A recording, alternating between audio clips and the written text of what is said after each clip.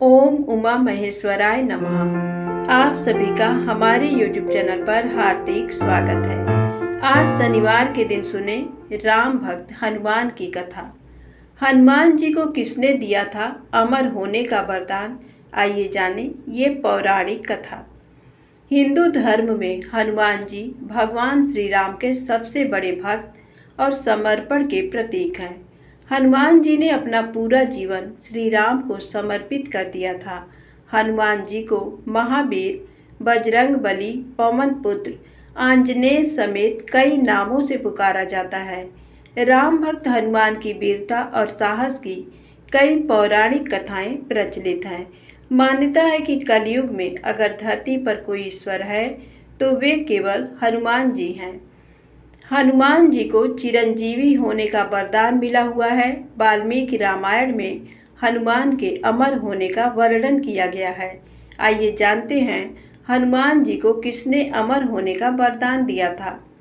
वाल्मीकि रामायण के अनुसार रावण का वध करने और लंका पर विजय प्राप्त करने के बाद प्रभु श्री राम अयोध्या लौटे।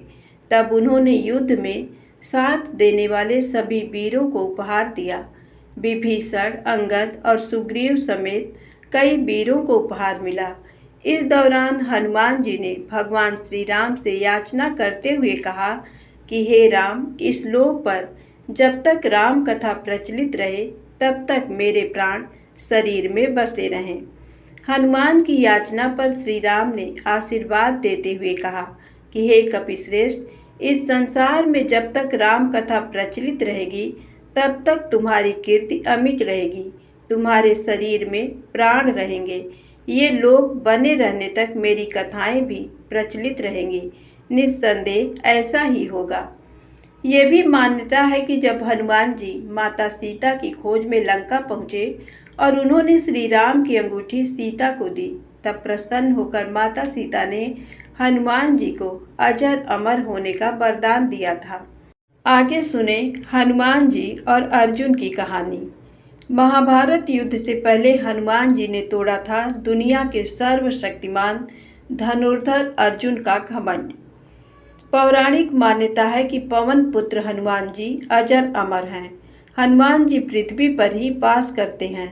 बताते हैं कि जब हनुमान जी लंका युद्ध के समय अपने प्रभु श्री राम की सेवा के लिए त्रेता युग में उपस्थित थे, उस समय जब श्री राम ने जल समाधि ली तो हनुमान जी को पृथ्वी पर ही रुकने का आदेश दिया था। तब से माना जाता है कि हनुमान जी का पृथ्वी पर ही वास है। लेकिन जब द्वापर युग में हनुमान जी को पता लगा कि उनके प्रभु श्री राम श्री कृष्ण अवतार में दोबारा पृथ्वी पर अवतरित हुए हैं तो वे अत्यंत प्रसन्न हुए। कहा जाता है कि महाभारत के युद्ध में भगवान श्री कृष्ण की इच्छा के अनुरूप बजरंगबली अर्जुन के रथ की ध्वजा पर विराजमान थे। इससे जुड़ा एक प्रसंग आनंद रामायण में मिलता है, जिसमें हनुमान जी अर्जुन के घमंड को तोड़ते हैं।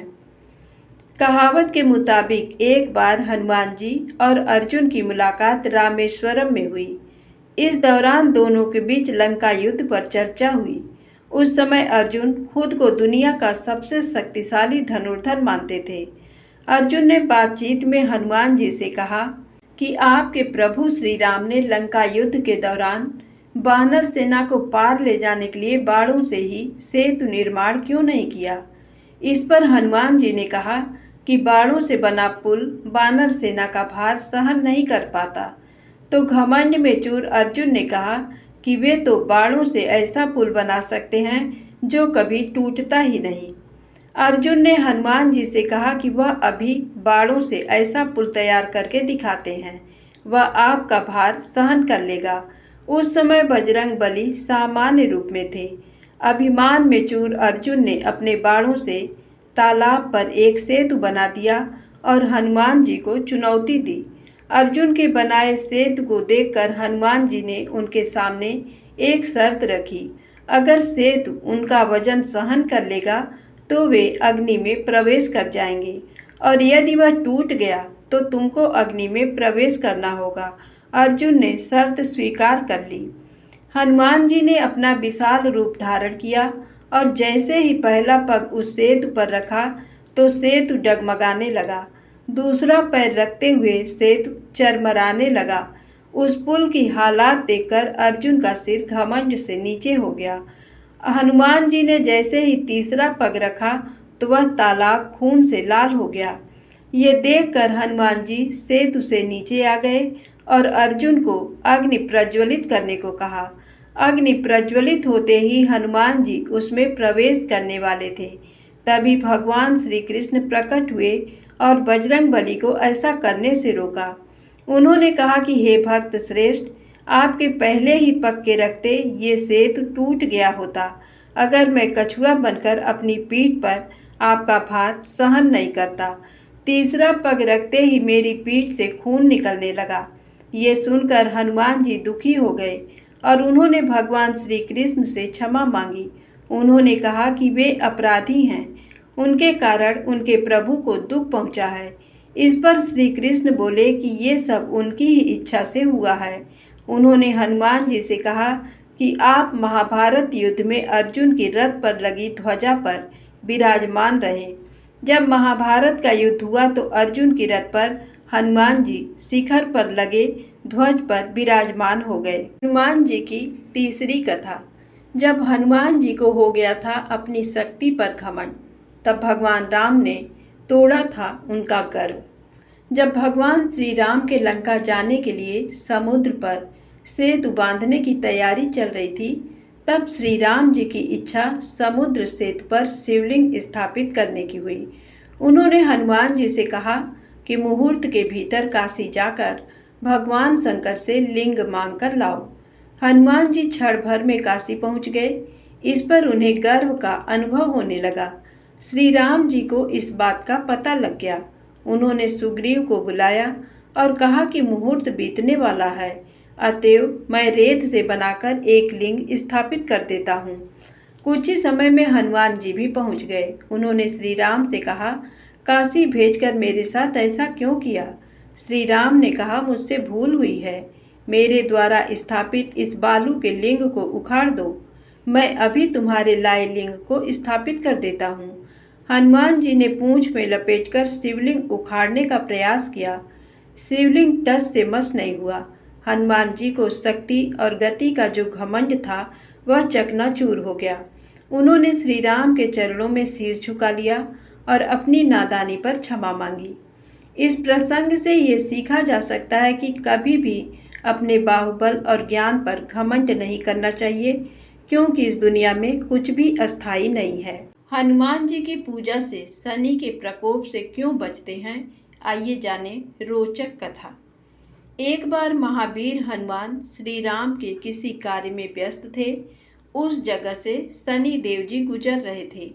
रास्ते में उन्हें हनुमान जी दिखाई पड़े। अपने स्वभाव की वजह से शनि देव जी को शरारत सूझी और वे उस राम कार्य में विघ्न डालने हनुमान जी के पास पहुंच गए। हनुमान जी ने शनिदेव को चेतावनी दी और उन्हें ऐसा करने से रोका, पर शनिदेव नहीं माने। हनुमान जी ने तब शनिदेव जी को अपनी पूंछ से जकड़ लिया और फिर से राम कार्य करने लगे।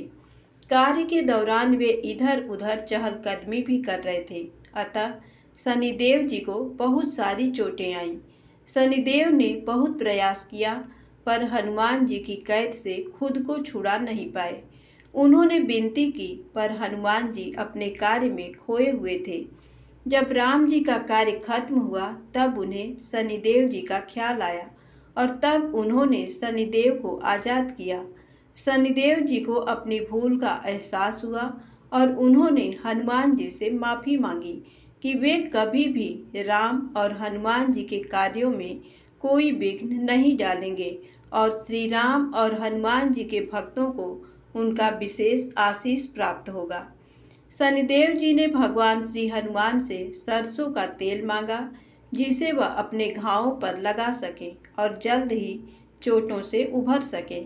हनुमान जी ने उन्हें वो तेल उपलब्ध करवाया और इस तरह शनिदेव के जख्म ठीक हुए।